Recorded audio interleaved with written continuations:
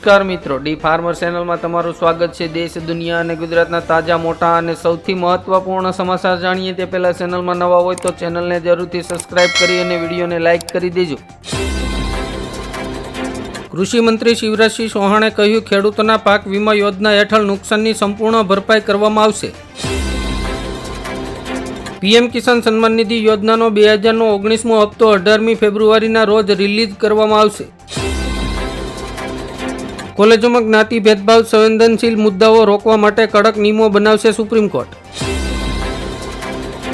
દિલ્હીમાં ગજવાએ ઈદની શરૂઆત, મુસ્લિમોની વસ્તીમાં રોકેટ ગતિએ વધારો, રચાઈ રહ્યું છે મોટું ષડયંત્ર। 12 પ્રકારની મિલકતના દસ્તાવેજ સબ રજિસ્ટર મંજૂરી વિના નહીં સ્વીકારી શકે। સુપ્રીમ કોર્ટે કહ્યું, સીબીઆઈને કેન્દ્રીય અધિકારીઓ સામે એફઆઈઆર દાખલ કરવા માટે રાજ્યની સહમતિની જરૂર નથી।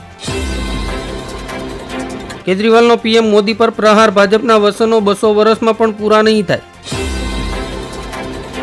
ઉપરાષ્ટ્રપતિ જગદીપ ધનખેડેનું મોટું નિવેદન, ભારતમાં ભટકતી આત્માઓ સનાતન અને હિન્દુ શબ્દ સાંભળીને ચોંકી જાય છે। કેનેડાએ ઇમિગ્રેશન મિનિસ્ટર નિર્દેશ જાહેર કર્યો, માતા પિતા અને દાદા દાદીની સ્પોન્સરશિપ અટકાવી। ચૂંટણી પહેલા અરવિંદ કેજરીવાલની મોટી જાહેરાત, કહ્યું દિલ્હીમાં પાણીના ખોટા બિલ માફ કરવામાં આવશે। જયરામ રમેશે કહ્યું, પોપકોર્ન પર ટેક્સની જગ્યાએ સરકાર આર્થિક સંકટો પર ધ્યાન આપે। જીઆઈડીસીમાં લીઝ પર આપેલા એકમો થર્ડ પાર્ટીને વેચવા ઉપર સરકાર 18% જીએસટી વસૂલી શકશે નહીં। પ્રજાસત્તાક દિવસ પહેલા ભાજપ દેશભરમાં સંવિધાન ગૌરવ અભિયાન ચલાવશે। ભારતમાં ગરીબોનો દર ગ્રામીણ વિસ્તારોમાં ઘટીને 4.86% અને શહેરી વિસ્તારોમાં 4.9% થયો। ગયા એક સપ્તાહમાં દેશના વિદેશી મુદ્રા ભંડારમાં $4.11 બિલિયન ઘટાડો। પ્રિયંકા ગાંધીએ કહ્યું, સરકારની નીતિઓએ કરોડો લોકોની આર્થિક સ્થિતિ નબળી કરી છે। 18 વર્ષથી ઓછી ઉંમરના બાળકોને સોશિયલ મીડિયા પર એકાઉન્ટ બનાવવા માટે માતા પિતાની સહમતિ લેવી પડશે। પીએમ મોદીએ દિલ્હીમાં ફૂક્યું ચૂંટણીનું બિગુલ, આપી 4500 કરોડની ભેટ। આફતો દિલ્હીમાં નહીં, બીજેપીમાં છે, પીએમ મોદીના આરોપો પર કેજરીવાલનો પલટવાર। કેન્દ્ર સરકારની જબરજસ્ત સ્કીમ, વિદ્યાર્થીઓને મળશે 6000 કરોડ રૂપિયાની સહાય। સિરામિક ઉદ્યોગમાં ભયંકર મંદીનો માહોલ, યુનિટો 1 માસ બંધ કરવા પડે તેવી સ્થિતિ। કોવિડ પછી ચીનમાં બીજો વાયરસ ફાટી નીકળ્યો, કટોકટી જેવી પરિસ્થિતિ। ડુંગળીના ભાવ તૂટતા મહુવા માર્કેટિંગ યાર્ડમાં હરાજી બંધ કરાવી ખેડૂતો ધરણા પર ઉતર્યા। અમરેલી લેટરકાંડમાં પાટીદારની દીકરીને ન્યાય અપાવવા પટેલો મેદાને, સુરતમાં રોડ પર બેઠક કરી। બાબા રામ રહીમની વધી મુશ્કેલીઓ, 23 વર્ષ જૂના કેસની સુપ્રીમ કોર્ટે મોકલી નોટિસ। વિદેશ પ્રવાસ કરનારાઓ માટે ભારત સરકારનો મોટો નિર્ણય, હવે 19 પ્રકારનો વ્યક્તિગત ડેટા એકત્રિત કરવામાં આવશે। ઓનલાઈન ટિકિટ બુકિંગમાં ગુજરાત એસટી નિગમ દેશમાં પ્રથમ નંબરે। પ્રશાંત કિશોર બિહારમાં બીપીએસસીના વિદ્યાર્થીઓના સમર્થનમાં ઉપવાસ પર ઉતર્યા। અમરેલી લેટરકાંડમાં દિલીપ સંઘાણીની એન્ટ્રી, જેલમાં બંધ પાટીદાર યુવતીને મળવા પહોંચ્યા। દિલ્હીમાં કોંગ્રેસે ખેલ્યો મોટો ખેલ, સીએમ આતિશી સામે અલકા લાંબાને ઉતાર્યા મેદાને। સુરતમાં લેબ ગ્રોન રફ હીરાના ભાવમાં 13 થી 15% વધારો થતા વેપારીઓમાં ખુશીનો માહોલ। ઉદય ઠાકરેને વધુ એક આંચકો, 5 મોટા નેતાઓ એક સાથે ભાજપમાં જોડાયા। ગુજરાતમાં સરદાર વલ્લભભાઈ પટેલની 150મી જન્મ જયંતિ સહિત 4 ઉજવણીઓ થશે। એલોન મસ્કને 1 વર્ષમાં અંબાણી અને અદાણીના નેટવર્ક કરતાં પણ વધુ કમાણી કરી। ન્યૂયોર્કની ઉજવણી કરવા દેશવાસીઓએ 600 કરોડનો દારૂ પીધો। ગુજરાતમાં વિદ્યાર્થીઓને મળશે લાભ, એનએમએમએસની પરીક્ષાને લઈને જાહેરનામું બહાર પાડ્યું। શિક્ષણ ક્ષેત્રમાં મોટો ફેરફાર, ધોરણ 4 થી 8માં અભ્યાસક્રમ બદલશે। દિલ્હી યુનિવર્સિટીની નવી કોલેજ સાવરકરના નામ પર બનાવશે। ગુજરાતમાં હવામાન ફરી પલટાશે, કડકડતી ઠંડી અને માવઠાની આગાહી। સૈતર વસાવાએ કહ્યું, ભૂપેન્દ્રસિંહ ઝાલા અને દુષ્કર્મના કેસમાં સંડોવાયેલા ધારાસભ્યોનો પણ વરઘોડો કાઢો।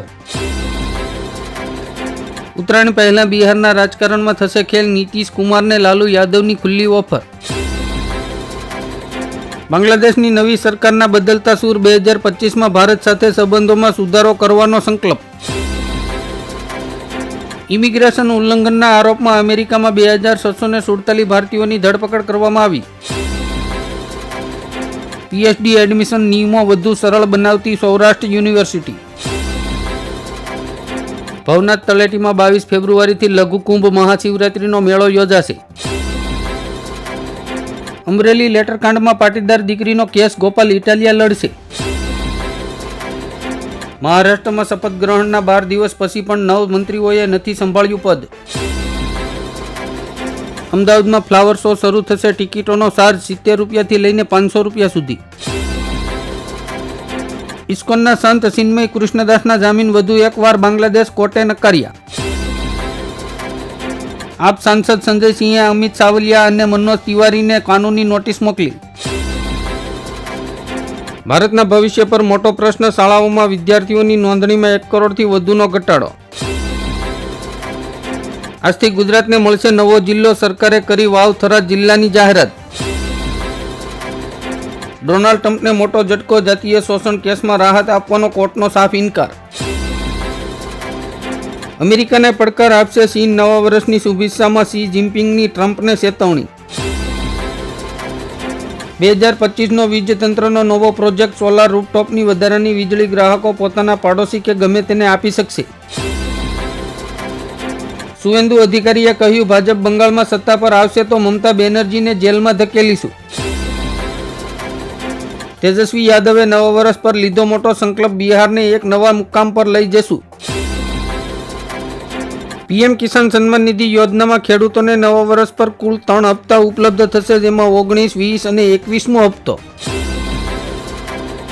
ગુજરાતના મુખ્યમંત્રી ભૂપેન્દ્ર પટેલે રાજ્યના વિકાસ માટે 1000 કરોડ મંજૂર કર્યા.